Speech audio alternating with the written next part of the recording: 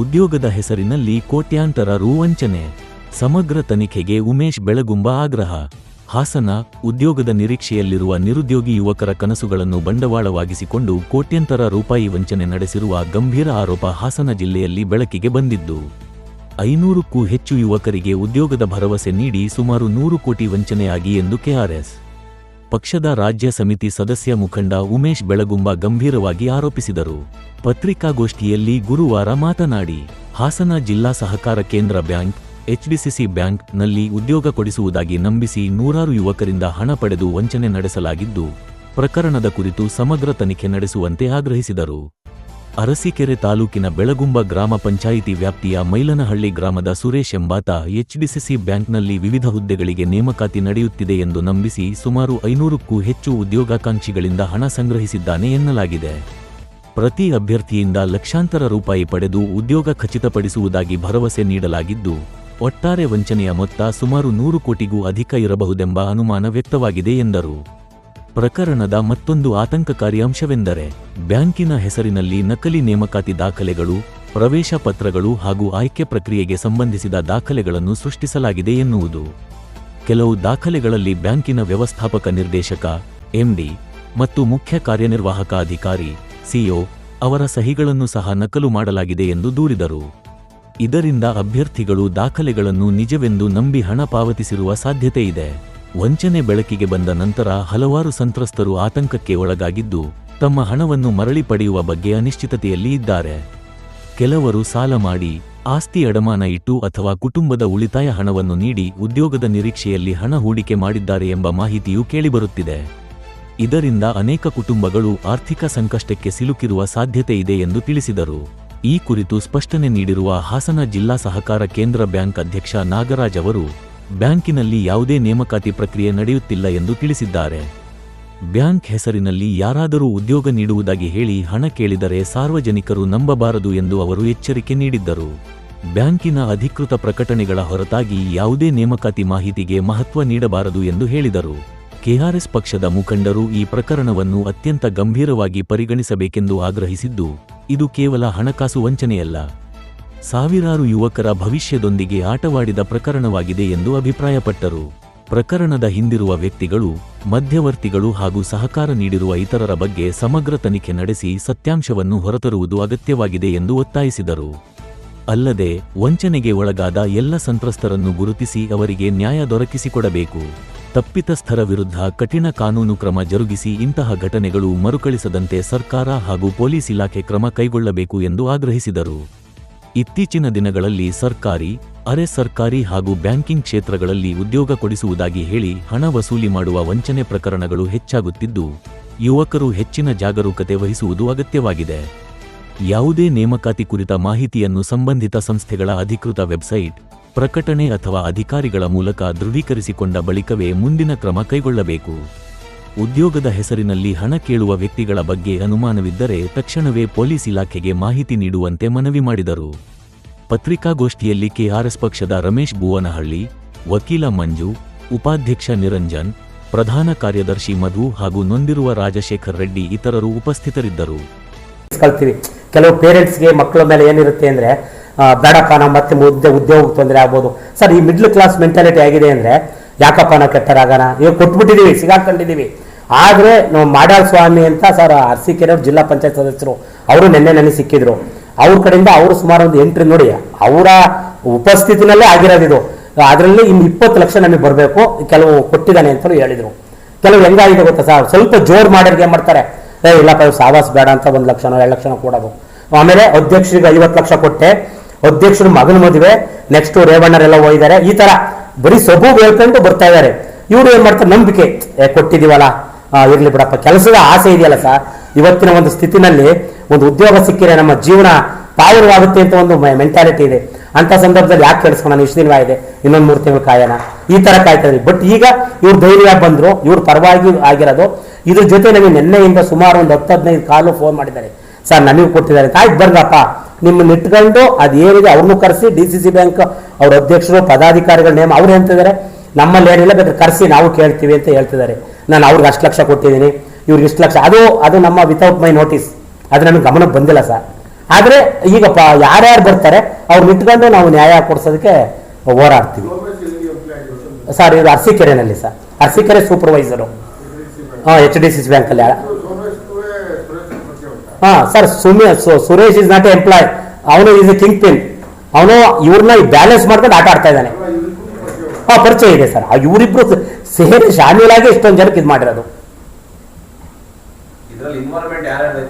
Sir Somesh ಅಂತ supervisor, main ಆಗಿ ಸುರೇಶ್ ಅನ್ನೋ ವ್ಯಕ್ತಿ ಅವನೇನು ಯಾವುದೇ ಬ್ಯಾಂಕ್ ಉದ್ಯೋಗಿ ಅಲ್ಲ, ಬಟ್ ಬ್ಯಾಂಕ್ ಉದ್ಯೋಗಿ ಅಂತ ಬೇರೆಯವ್ರಿಗೆ ಗೊತ್ತಿಲ್ಲದವ್ರಿಗೆ ಹೇಳ್ಬೇಕಲ್ಲ ಸರ್, ಸುಮ್ಮನೆ ದುಡ್ಡು ಕೊಡಲ್ವಲ್ಲ. ನಾನು ಈ ಥರ ಇದೆ, ನಾನು ರೇವಣ್ಣ ಮನೆಗೆ ಹೋಗಿದ್ದೆ, ಆಮೇಲೆ ಭವಾನಿ ಮೇಡಮ್ ಅವರ ಹತ್ರ ಯಾರೋ ಗುರು ಅಂತ ಕೆಲಸ ಮಾಡ್ತಾರೆ, ಅವ್ರು ನಮಗೆ ಹತ್ರ ಅಂತ ಹೇಳೋದು. ಜೊತೆಗೆ DCC ಬ್ಯಾಂಕ್ ನಮ್ಮ ಅಧ್ಯಕ್ಷರು ಗೊತ್ತು, ಅಧ್ಯಕ್ಷರು ಮಗುಗೆ 50 ಲಕ್ಷ ನಾನು ಕೊಟ್ಟಿದ್ದೆ ಅಂತ ಸುರೇಶ್ ಅನ್ನೋ ವ್ಯಕ್ತಿ. ಅರಸೀಕೆರೆ ತಾಲೂಕು ನಮ್ಮದೇ ಬೆಳಗುಂಬ ಪಂಚಾಯಿತಿ ಮೈಲ್ನಹಳ್ಳಿ ಅನ್ನೋ ಒಬ್ಬ ವ್ಯಕ್ತಿ. ಜೊತೆಗೆ DCC ಬ್ಯಾಂಕಿನ ಸೂಪರ್ವೈಸರ್ ಸೋಮೇಶ್ ಅವರು. ಹೆಚ್ಚು ಕಡಿಮೆ ನಮಗೆ ಬಂದಿರೋ ಮಾಹಿತಿ ಪ್ರಕಾರ 120 ಜನದ ಹತ್ರ ಇವ್ರು ಕಲೆಕ್ಷನ್ ಮಾಡಿದ್ದಾರೆ. 5 ಲಕ್ಷ, 7 ಲಕ್ಷ, 8 ಲಕ್ಷ, 10 ಲಕ್ಷ ತನಕ ಮಾಡಿದ್ದಾರೆ. ಈಗ ಇಲ್ಲಿ ನಮ್ಮ ಪಕ್ಕ ಕೂತಿರೋಂಥ ಇವರೇ ರಾಜಶೇಖರ್ ರೆಡ್ಡಿ ಅಂತ, ಇವ್ರು ತಿಪ್ಟೂರ್ನವರು. ಇವ್ರ ಕಡೆಯಿಂದಲೇ 6 ಜನಕ್ಕೆ ಕೊಡಿಸಿದ್ದಾರೆ. ಒಟ್ಟು ಇವ್ರು 42 ಲಕ್ಷ ರೂಪಾಯಿನ ಇವ್ರ ಕಡೆಯಿಂದ ಕೊಡಿಸಿದ್ದಾರೆ. ಕೆಲಸ ಕೊಡಿಸ್ತೀವಿ, ಉದ್ಯೋಗಗಳಿದೆ ಅಂತ. ಈ ಒಂದು ಉದ್ದೇಶಕ್ಕೆ ನಾವು ಇದನ್ನು ಫಸ್ಟು ಏನು ಸೀರಿಯಸ್ ತಗೊಂಡಿಲ್ಲ, ಏನೋ ಇರಬೇಕು ಅಂತ ನಾವು ಮೊನ್ನೆ ಈಗೊಂದು 15 ದಿನದಲ್ಲಿ ಮಾಹಿತಿ ಬಂತು. ಆ ಮಾಹಿತಿ ಬಂದಂಥ ಸಂದರ್ಭದಲ್ಲಿ ಅವನು ಸುರೇಶ್ ಅನ್ನೋ ವ್ಯಕ್ತಿಗೆ ಕಾಲ್ ಮಾಡಿದ್ದೀನಿ. ನಮ್ಮ ಪಂಚಾಯಿತಿಯವನೇ ಅಲ್ವಾ, ಯಾಕಪ್ಪ ಏನು ಅಂತ ಕೇಳಿದಾಗ ಯಾರೇನು ಮಾಡಿದ್ದಾರೆ, ಯಾರೇನು ಕಿತ್ಕೊಂತಾರೆ ಅಂತ ಬೇರೆ ನಮ್ಮ ಹತ್ರ ಮಾತಾಡಲ್ಲ. ಸರ್ ನಾವೇನು ಅನ್ಯಾಯ ಅಕ್ರಮ ಮಾಡಿಲ್ಲ ಅಂತ ಹೇಳ್ದ. ಜೊತೆಗೆ ಯಾವ ಜಿಲ್ಲಾ ಕಮಿಟಿ ಆಗಲಿ ರಾಜ್ಯ ಕಮಿಟಿ ಆಗಲಿ ಏನು ಮಾಡ್ತಾರೆ ಅಂದರು. ನಾವು ಇದೇನಪ್ಪ ಎಂತೆಂಥ ಸಣ್ಣ ಪುಟ್ಟವನ್ನೇ ಮಾಡ್ತಿದ್ದೀವಿ, ಇಷ್ಟೊಂದು ಹಗರಣ ಅಂತ ಮೊನ್ನೆ DCC ಬ್ಯಾಂಕಿಗೆ ನಾವು ನಾಗರಾಜ್ ಸೋಮನಹಳ್ಳಿ ಅವರು ಮತ್ತು ಅಧ್ಯಕ್ಷರು ಮತ್ತು ಜೈರಾಮ್ ಅವರು ಡೈರೆಕ್ಟ್ರು ಎಲ್ಲರನ್ನೂ ಕರೆಸ್ಕೊಂಡು ಕೇಳಿದಂಥ ಸಂದರ್ಭದಲ್ಲಿ 2018-19ಕ್ಕೆ ನಾವು ಲಾಸ್ಟ್ ರಿಕ್ರೂಟ್ಮೆಂಟ್ ಮಾಡಿರೋದು. ಅದಾದ ನಂತರ ನಮ್ಮ DCC ಬ್ಯಾಂಕ್ನಲ್ಲಿ ಯಾವುದೇ ಹೊಸ ನೇಮಕಾತಿಗಳನ್ನ ಮಾಡಿಲ್ಲ ಅಂತ ಹೇಳಿದರು. ಅದಾದಮೇಲೆ ಇವರು ಹೊಸದಾಗಿ ಪೂರ್ತಿ ಆಲ್ ಟಿಕೆಟ್ ಮಾಡಿ MD ಅವರ ಸಿಗ್ನೇಚರು ಕೂಡ ನಕಲಿ ಮಾಡಿ, ಜೊತೆಗೆ HDCC ಬ್ಯಾಂಕ್ ಲೋಗೋನು ಮಿಸ್ಯೂಸ್ ಮಾಡಿ ಪೂರ್ತಿ ಇವರಿಗೆ ಒಂದು 5ರಿಂದ 6 ಜನದ್ದು, ಅಂದರೆ ಎಲ್ಲ ಯಾರು 6 ಜನ ಅಲ್ಲ, ಇವ್ರ ಕಡೆಯಿಂದ 6 ಜನ ಸೀಟ್ಗೆ ಪೂರ್ತಿ ಎಲ್ಲ ಏನು ಬ್ಯಾಂಕಿನ ನೇಮಕ ಯಾವ್ದು ಸರ್ಕಾರದ ಆದೇಶಗಳು ಯಾವ ಥರ ಇರುತ್ತೆ ಅದೇ ರೀತಿ ನಕಲಿ ದಾಖಲೆ ಸೃಷ್ಟಿಸಿ 2024 ಅಕ್ಟೋಬರಿಂದ ಹೊಸ ನೇಮಕಾತಿ ಶುರುವಾಗಿದೆ ಅಂತ ಹೇಳಿ ಎಲ್ಲ ಅರ್ಥವೂ ಕಲೆಕ್ಷನ್ ಮಾಡಿದ್ದಾರೆ. ಇದು ಮೇಜರ್ ಆಗಿ ಹೊಸದುರ್ಗ, ತಿಪ್ಟೂರು, ಅರಸೀಕೆರೆ ತಾಲೂಕಿನಲ್ಲಿ ತುಂಬ ಜನಗಳು ಜಾಸ್ತಿ ಆಗಿದ್ದಾರೆ. ಆಮೇಲೆ ನಮಗೆ ಬಂದಿರೋ ಮಾಹಿತಿ ಜೊತೆಯಲ್ಲಿ ಇವ್ರನ್ನೇ ಕರ್ಕೊಂಡು ಬಂದು ಇವರು ಯಾರು ಉಮಾಶಂಕರ್ ಅನ್ನೋ ವ್ಯಕ್ತಿಗೆ ಗಂಡಸಿನಲ್ಲಿ ತೆಕ್ಕೆ ಹಣ ಕೊಡೋದು. ನಮಗೆ ಅವ್ರಿಗೆ ಗೊತ್ತು, ಇವ್ರಿಗೆ ಗೊತ್ತು, ನಮ್ಮನ್ನೇನು ರೇವಣ್ಣವ್ರಿಗೆ ಗೊತ್ತು, ದೇವೇಗೌಡರಿಗೆ ಗೊತ್ತು, ದೇವೇಗೌಡರು ರೇವಣ್ಣರು ಎಲ್ಲರಿಗೂ ಗೊತ್ತು. ಇವರು ಸುಮ್ಮನೆ ಬೇರೆಯವ್ರನ್ನ ನಂಬಿಸಿ ವಂಚಿಸಿ ಈ ಥರ ಕೆಲಸ ಮಾಡಿದ್ದಾನೆ. ಇದನ್ನು ನಾವು ಹೇಳಿದಾಗ ಮೋಸ್ಟ್ಲಿ ನಿನ್ನೆ DCC ಬ್ಯಾಂಕ್ದು ಪ್ರೆಸ್ ಮೀಟ್ ಆಗಿರ್ಬೋದಲ್ವಾ ಸರ್? ನಿನ್ನೆ ಅದೇ ಇದೇ ವಿಷಯಕ್ಕೆ ಇದೆ ನೋಡಿ, ಇದೇ ವಿಷಯಕ್ಕೆ 4 ವರ್ಷ 2018-19ರಿಂದ ಆಗದಿದ್ದು ಹೇಳಿದ್ರು ನಮಗೂ ಇಂಥ ದೂರದಾರರು ಅರ್ಜಿದಾರರು ಬಂದು ಕೊಟ್ಟಿದ್ದಾರೆ ಅಂದಾಗ, ಅಲ್ಲ ನೀವು ಯಾಕೆ ಯಾವುದೇ ರೀತಿ ಕಾನೂನು ಕ್ರಮ ತಗೊಂಡಿಲ್ಲ ಅಂತ ಅಂದ್ವಿ.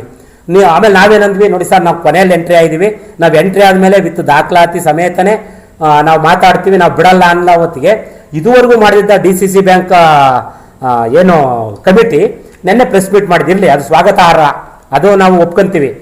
ಆದರೂ ನಾವಿವ್ರ ಮುಖಾಂತರ ಏನಂತ ಹೇಳ್ತಿದ್ದೀವಿ ಅಂದರೆ, ನಾವು ಹೇಳಿದ್ವಿ ಒಂದು ಕಂಪ್ಲೇಂಟ್ ಕೊಡ್ಬೋದಾಯ್ತು ಈ ಥರ ಆಗ್ತಾ ಇದೆ ಅಂದಾಗ, ನೀವು SP ಅವರಿಗೆ ಒಂದು ವಿಶೇಷ ತನಿಖಾ ತಂಡ ಅಂತ ಮಾಡಿ ಕಂಪ್ಲೇಂಟ್ ಕೊಟ್ಟು ಯಾರು ನೊಂದವರು, ನಿರಾಶ್ರಿತರು, ಸಂತ್ರಸ್ತರಿಗೆ ನ್ಯಾಯ ಕೊಡಿಸ್ಬೋದಾಯ್ತಲ್ವ ಅಂತ ಕೇಳಿದಾಗ ಅವರಲ್ಲಿ ಉತ್ತರ ಇರಲಿಲ್ಲ. ನಾವು ಪ್ರೆಸ್ ಮೀಟ್ ಮಾಡ್ತೀವಿ ಸರ್ ಅಂದಮೇಲೆ ನಾವು ಕಂಪ್ಲೇಂಟ್ ಕೊಟ್ಟರೆ ಕಾಪಿ ಕೊಡಿ ಅಂತ ಕೇಳಿದ್ವಿ.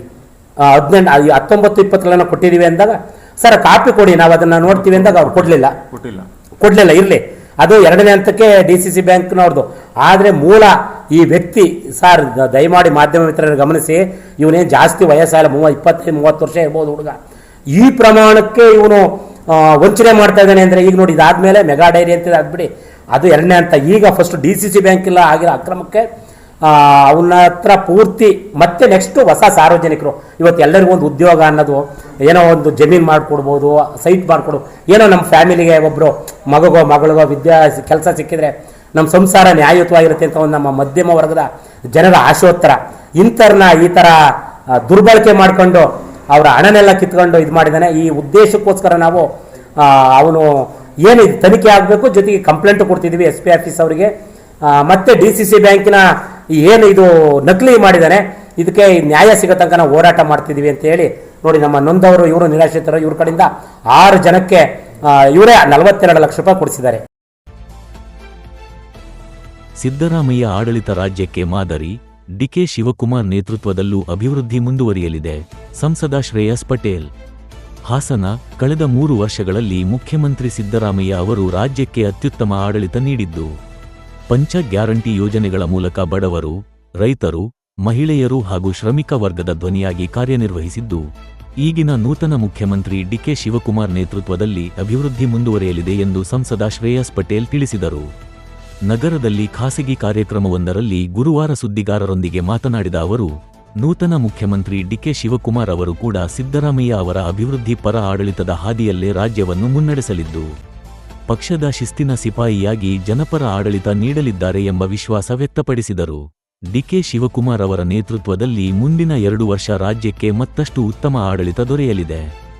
ಸರ್ಕಾರದ ಅಭಿವೃದ್ಧಿ ಕಾರ್ಯಕ್ರಮಗಳು ಮತ್ತು ಜನಪರ ಯೋಜನೆಗಳು ಇನ್ನಷ್ಟು ಪರಿಣಾಮಕಾರಿಯಾಗಿ ಜಾರಿಯಾಗಲಿವೆ.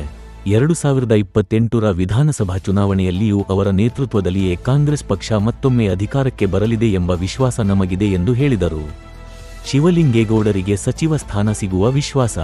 ಮೊದಲ ಹಂತದ ಸಚಿವ ಸಂಪುಟ ವಿಸ್ತರಣೆಯಲ್ಲಿ ಶಾಸಕ ಕೆಎಂ ಶಿವಲಿಂಗೇಗೌಡ ಅವರಿಗೆ ಸಚಿವ ಸ್ಥಾನ ದೊರೆಯದಿರುವ ಬಗ್ಗೆ ಪ್ರತಿಕ್ರಿಯಿಸಿದ ಶ್ರೇಯಸ್ ಪಟೇಲ್, ಹಾಸನ ಜಿಲ್ಲೆಗೆ ಸೂಕ್ತ ಪ್ರಾತಿನಿಧ್ಯ ನೀಡುವಂತೆ ಪಕ್ಷದ ಹೈಕಮಾಂಡ್ಗೆ ಮನವಿ ಮಾಡಲಾಗಿದೆ ಎಂದು ತಿಳಿಸಿದರು. ಜಿಲ್ಲೆಯ ಜನರ ಸಮಸ್ಯೆಗಳು, ಅಭಿವೃದ್ಧಿ ಅಗತ್ಯಗಳು ಮತ್ತು ಜನರ ನಾಡಿ ಮಿಡಿತವನ್ನು ಚೆನ್ನಾಗಿ ಅರಿತಿರುವ ನಾಯಕತ್ವಕ್ಕೆ ಸಚಿವ ಸ್ಥಾನ ನೀಡಬೇಕೆಂದು ನಾವು ಒತ್ತಾಯಿಸಿದ್ದೇವೆ. 2ನೇ ಹಂತದ ಸಚಿವ ಸಂಪುಟ ವಿಸ್ತರಣೆಯಲ್ಲಿ ಹಾಸನ ಜಿಲ್ಲೆಗೆ ನ್ಯಾಯ ದೊರೆಯಲಿದೆ ಎಂಬ ನಿರೀಕ್ಷೆಯಿದೆ. ಕೆಎಂ ಶಿವಲಿಂಗೇಗೌಡ ಅವರಿಗೆ ಸಚಿವ ಸ್ಥಾನ ಸಿಗುತ್ತದೆ ಎಂಬ 100ಕ್ಕೆ 100 ವಿಶ್ವಾಸ ನನಗಿದೆ ಎಂದು ಹೇಳಿದರು. ಹಾಸನ ಜಿಲ್ಲಾ ಉಸ್ತುವಾರಿ ಸಚಿವರಾಗಿ ಕೃಷ್ಣ ಬೈರೇಗೌಡ ಅವರು ಉತ್ತಮವಾಗಿ ಕಾರ್ಯನಿರ್ವಹಿಸುತ್ತಿದ್ದಾರೆ ಎಂದು ಶ್ಲಾಘಿಸಿದ ಸಂಸದರು, ಜಿಲ್ಲೆಗೆ ಇನ್ನಷ್ಟು ಅಭಿವೃದ್ಧಿ ಯೋಜನೆಗಳು ಮತ್ತು ಆಡಳಿತಾತ್ಮಕ ಪ್ರಾಮುಖ್ಯತೆ ದೊರೆಯುವಂತೆ ಪಕ್ಷದ ನಾಯಕತ್ವವನ್ನು ಮನವಿ ಮಾಡಲಾಗಿದೆ ಎಂದು ಹೇಳಿದರು. ಕೆಪಿಸಿಸಿ ಅಧ್ಯಕ್ಷರಾಗಿ ಹರಿಪ್ರಸಾದ್ ನೇಮಕಗೊಂಡಿರುವುದನ್ನು ಸ್ವಾಗತಿಸಿದ ಅವರು, ಹರಿಪ್ರಸಾದ್ ಅವರು ಹಿರಿಯ ರಾಜಕಾರಣಿ, ಹೋರಾಟಗಾರ ಮತ್ತು ಪಕ್ಷದ ನಿಷ್ಠಾವಂತ ನಾಯಕರು. ಅವರ ಅನುಭವ, ಸಂಘಟನಾ ಸಾಮರ್ಥ್ಯ ಮತ್ತು ಪಕ್ಷದ ಮೇಲಿನ ಬದ್ಧತೆಯನ್ನು ಗುರುತಿಸಿ ಈ ಜವಾಬ್ದಾರಿ ನೀಡಲಾಗಿದೆ. ಅವರ ನಾಯಕತ್ವದಲ್ಲಿ ಕಾಂಗ್ರೆಸ್ ಪಕ್ಷ ಮತ್ತಷ್ಟು ಸದೃಢವಾಗಿ ಬೆಳೆದು ಮುಂದಿನ ಚುನಾವಣೆಯಲ್ಲಿ ಉತ್ತಮ ಸಾಧನೆ ಮಾಡಲಿದೆ ಎಂದು ವಿಶ್ವಾಸ ವ್ಯಕ್ತಪಡಿಸಿದರು. ಹಿರಿಯ ಸಚಿವರನ್ನು ಸಚಿವ ಸಂಪುಟದಿಂದ ಕೈಬಿಟ್ಟಿರುವ ವಿಚಾರಕ್ಕೆ ಪ್ರತಿಕ್ರಿಯಿಸಿದ ಶ್ರೇಯಸ್ ಪಟೇಲ್, ಸಚಿವರನ್ನು ಸೇರಿಸುವುದು ಅಥವಾ ಕೈಬಿಡುವುದು ಪಕ್ಷದ ವರಿಷ್ಠರು, ಮುಖ್ಯಮಂತ್ರಿ ಹಾಗೂ ಹಿರಿಯ ನಾಯಕತ್ವದ ವಿವೇಚನೆಗೆ ಬಿಟ್ಟ ವಿಚಾರವಾಗಿದೆ ಎಂದು ಹೇಳಿದರು. ಸಚಿವ ಸಂಪುಟ ರಚನೆ ಮತ್ತು ಪುನರ್ರಚನೆ ಸಂಪೂರ್ಣವಾಗಿ ಪಕ್ಷದ ನಾಯಕತ್ವದ ನಿರ್ಧಾರ. ಆ ಬಗ್ಗೆ ನಾನು ಪ್ರತಿಕ್ರಿಯಿಸುವುದು ಸಮಂಜಸವಲ್ಲ ಎಂದು ಉತ್ತರಿಸಿದರು. ಅದ್ಭುತವಾಗಿ ಆಡಳಿತವನ್ನು ಕೊಟ್ಟು ಕೇಂದ್ರ ಸರ್ಕಾರದ ಮಾಜಿ ಮುಖ್ಯಮಂತ್ರಿಗಳು ಸಿದ್ದರಾಮಯ್ಯ ಸಾಹೇಬರು ಅದ್ಭುತವಾದಂಥ ಆಡಳಿತವನ್ನು ಕೊಟ್ಟಿದ್ದರು. ಪಂಚ ಗ್ಯಾರಂಟಿಗಳ ಜೊತೆಗೆ ಜನರ ನಾಡಿ ಮಿಡಿತ ಆಗಿರ್ಬೋದು, ಬಡವರ ದನಿಯಾಗಿದ್ದರು ಸಿದ್ದರಾಮಯ್ಯ ಸಾಹೇಬರು. ಅವರ ಒಂದು ಇದರಿಂದ ಇವಾಗ ನಿನ್ನೆ ನೂತನ ಮುಖ್ಯಮಂತ್ರಿಯಾಗಿ ನಮ್ಮ ನಾಯಕರಂತಹ ಡಿ ಕೆ ಶಿವಕುಮಾರ್ ಸಾಹೇಬರು ಮುಖ್ಯಮಂತ್ರಿಗಳಾಗಿದ್ದಾರೆ. ಅವರ ಹಾದಿಯಲ್ಲಿ ಮೆಚ್ಚಿಕೊಳ್ಳುವಂಥ ಕೆಲಸವನ್ನು ಅವ್ರು ಮಾಡ್ತಾರೆ. ಜೊತೆಗೆ ಏನು ಅವ್ರಿಗೆ ಪಕ್ಷ ಅಂತ ಹೇಳಿದ್ರೆ ಶಿಸ್ತಿನ ಸಿಪಾಯಿ ಅಂತ ಹೇಳಿದ್ರೆ ಡಿ ಕೆ ಶಿವಕುಮಾರ್ ಸಾಹೇಬರು. ಅವ್ರಿಗೆ ನಮಗಂತೂ ಆತ್ಮವಿಶ್ವಾಸ ಮತ್ತು ಅತ್ಯಂತ ಹೆಚ್ಚು ವಿಶ್ವಾಸ ಇದೆ. ಇನ್ನು 2 ವರ್ಷ ಒಳ್ಳೆಯ ಆಡಳಿತವನ್ನು ಕೊಡ್ತಾರೆ. ಮತ್ತೆ 2028ಗೂ ಸಹ ಮತ್ತೆ ನಮ್ಮದೇ ಸರ್ಕಾರ ಬರ್ತದೆ. ಸರ್, ಈಗ ಶಿವಲಿಂಗೇಗೌಡರಿಗೆ ನೀವು ಒಂದು ಪತ್ರ ಬರೆದಿರಿ ಸರ್, ಮೊದಲನೇ ಹಂತದಲ್ಲಿ ಅದು ಆಗಿಲ್ಲ. ಎರಡನೇ ನಾವು ಮನವಿಯನ್ನು ಮಾಡಿದ್ದೀವಿ. 2ನೇ ಪಟ್ಟಿಯಲ್ಲಿ ನಿಮ್ಮ ಜಿಲ್ಲೆಗೆ ಪ್ರಾಮುಖ್ಯತೆ ಕೊಟ್ಟು ಪ್ರಾತಿನಿಧ್ಯ ಕೊಡ್ತೀವಿ ಅಂತ ಭರವಸೆಯನ್ನು ಕೊಟ್ಟಿದ್ದಾರೆ ನಮ್ಮ ಹೈಕಮಾಂಡ್ ಅವರು.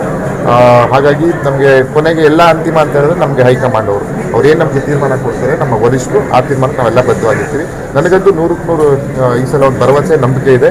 ನಮ್ಮ ಜಿಲ್ಲೆಗೆ ಪ್ರಾತಿನಿಧ್ಯ ಸಿಗುತ್ತೆ. ಕೆ ಎಂ ಶಿವಲಿಂಗೇಗೌಡರು ಸಚಿವ ಸ್ಥಾನ ಸಿಗ್ತದೆ. ಸರಿ, ಬಿ ಕೆ ಹರಿಪ್ರಸಾದ್ ಅವರು ನಮ್ಮ ಕುಟುಂಬದ ಅತ್ಯಂತ ಆತ್ಮೀಯರು, ನಮಗೆ ಹಿರಿಯರು. ನಮ್ಮ ತಾತ ಅವರೆಲ್ಲ ಒಂದೇ ರಾಜಕೀಯದಲ್ಲಿ ಬಂದವರು. ಅತ್ಯಂತ ಸಂತೋಷ ಆಯಿತು. ಪಕ್ಷ ಇಲ್ಲೇ ಗೊತ್ತಾಗ್ತದೆ, ನಮ್ಮ ಪಕ್ಷದಲ್ಲಿ ಪ್ರಾಮಾಣಿಕರಿಗೆ, ದುಡಿದವ್ರಿಗೆ ಯಾವತ್ತೂ ಪಕ್ಷ ಗುರುತಿಸಿದೆ ಅಂತ. ಇವತ್ತು ಅವರ ಹೋರಾಟ, ಅವರ ಶ್ರಮ ಪಕ್ಷಕ್ಕೆ ಇಡೀ ದೇಶಾದ್ಯಂತ ವಿವಿಧ ರಾಜ್ಯಗಳಲ್ಲಿ ಉಸ್ತುವಾರಿಯಾಗಿ ಅವರು ಸೇವೆಯನ್ನು ಸಲ್ಲಿಸಿದ್ದಾರೆ AICCಲಿ. ಹಾಗಾಗಿ ಅದನ್ನೆಲ್ಲ ಮನತಂಡು ಇವತ್ತು ನಮ್ಮ ರಾಜ್ಯಕ್ಕೆ KPCC ಅಧ್ಯಕ್ಷರಾಗಿ ಅವರು ನಮ್ಮ ವರಿಷ್ಠರು ನೇಮಕವಾಗಿದ್ದಾರೆ. ಡಿ ಕೆ ಹರಿಪ್ರಸಾದ್ ಸಾಹೇಬರು ಅವರ ಮಾರ್ಗದರ್ಶನದಲ್ಲಿ, ಅವರ ನೇತೃತ್ವ ನಾಯಕತ್ವದಲ್ಲಿ ನಮ್ಮ ಪಕ್ಷ ಇನ್ನಷ್ಟು ಸದೃಢ ಆಗ್ತದೆ. ಅವರ ನೇತೃತ್ವದಲ್ಲಿ ಮುಂದಿನ ಎಲ್ಲ ಚುನಾವಣೆಗಳು ನಮ್ಮ ಪಕ್ಷಕ್ಕೆ ಗೆಲುವನ್ನು ತಂದುಕೊಡ್ತದೆ. ಸರ್, ಈಗ ಕೆಲವು ಸಚಿವರನ್ನ, ಹಿರಿಯ ಸಚಿವರನ್ನ ಮೊದಲನೇ ಹಂತದಲ್ಲಿ ಬಿಡಿ ಸರ್, ಹಿಂದೆ ವರಿಷ್ಠರು ತೀರ್ಮಾನ ಮಾಡೋದು. ನಾನು ಸಂಸದರ ಕೆಲಸನ ನಾನು ಮಾಡಬೇಕು, ಪಕ್ಷದ ಕಾರ್ಯಕರ್ತ. ಸಚಿವರನ್ನ ತೆಗೆಯೋದು ಬಿಡೋದು ಅದು ವರಿಷ್ಠ ತೀರ್ಮಾನ. ಜನ ಸರ್ಕಾರದ ಮುಖ್ಯಮಂತ್ರಿಗಳು ಹಾಗೂ ಮಾಜಿ ಮುಖ್ಯಮಂತ್ರಿಗಳಾದಂತಹ ಸಿದ್ದರಾಮಯ್ಯ ಸಾಹೇಬ್ರ ಅವರ ಒಂದು ತೀರ್ಮಾನ ಮತ್ತು ವರಿಷ್ಠ ತೀರ್ಮಾನ. ಹಾಗಾಗಿ ಇದ್ರ ಬಗ್ಗೆ ನಾನು ಸಮಂಜಸ ಅಲ್ಲ, ಇದ್ರ ಬಗ್ಗೆ ನಾನು ಉತ್ತರ ಕೊಡೋದು. ಅವರಿಗೆ ಉಸ್ತುವಾರಿ ಕೊಟ್ಟರೆ ನಮ್ಮ ಕಾರ್ಯಕರ್ತರು ಸ್ಪಂದಿಸಲ್ಲ. ಈಗ ಕೃಷ್ಣ ಬೈರೇಗೌಡರು ಸರ್ ಒಳ್ಳೆ ಕೆಲಸವನ್ನು ಮಾಡ್ತಿದ್ದಾರೆ. ಜಿಲ್ಲಾ ಉಸ್ತುವಾರಿ ಸಚಿವರಾದ ಮೇಲೆ ಅವರು ಒಳ್ಳೆ ಕೆಲಸವನ್ನು ಮಾಡ್ತಿದ್ದಾರೆ. ನಮ್ಮ ಜಿಲ್ಲೆಗೆ ನಾವು ಪ್ರಾತಿನಿಧ್ಯ ಕೊಡಿ ಅಂತ ಯಾಕೆ ಹೇಳ್ತಿದ್ದೀವಿ ಅಂತ ಹೇಳಿದ್ರೆ, ನಮ್ಮ ಜಿಲ್ಲೆ ಜನರ ನಾಡಿ ಮಿಡಿತ, ಇಲ್ಲಿ ಅಭಿವೃದ್ಧಿ ಬಗ್ಗೆ ಆಗಿರ್ಬೋದು, ಇಲ್ಲ ಕಷ್ಟ ಸುಖಗಳ ಬಗ್ಗೆ ಗೊತ್ತಿರ್ತದೆ. ಹಾಗಾಗಿ ನಮ್ಮ ಜಿಲ್ಲೆಗೆ ಪ್ರಾಮುಖ್ಯತೆ ಕೊಡಿ ಅಂತ ನಾವು ಕೇಳಿದ್ದೀವಿ. ಈ ಸಲ ಸಿಗ್ತದೆ.